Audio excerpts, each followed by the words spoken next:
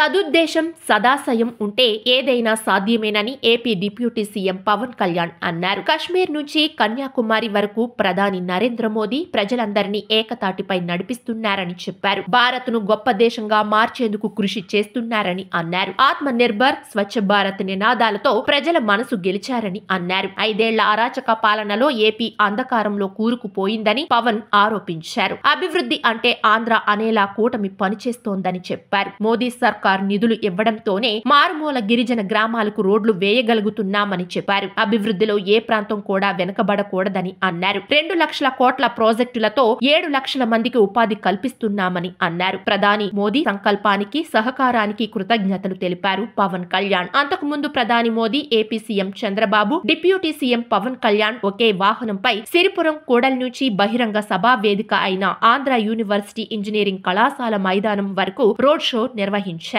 Road షోలో నేతలకు ప్రజలు ఘన స్వాగతం పలికారు. పూలు చల్లుతూ ఆహ్వానించారు. మోదీ, చంద్రబాబు, పవన్ కళ్యాణ్ ప్రజలకు అభివాదం చేస్తూ ముందుకు సాగారు. అనంతరం ఏయూ గ్రౌండ్స్ సభా వేదిక నుంచి 2.08 లక్షల కోట్ల విలువైన పలు ప్రాజెక్టులను మోదీ వర్చువల్ గా ప్రారంభించారు. మొత్తం 2 లక్షల కోట్ల విలువైన అభివృద్ధి పనులకు మోదీ శంకుస్థాపనలు, ప్రారంభోత్సవాలు చేశారు. అనంతరం ప్రధాని మోదీ బహిరంగ సభలో పాల్గొన్నారు. రైల్వే జోన్, పారిశ్రామిక hub, green hydrogen hub, bulk drug పార్కులకు శంకుస్థాపన చేయనున్నారు.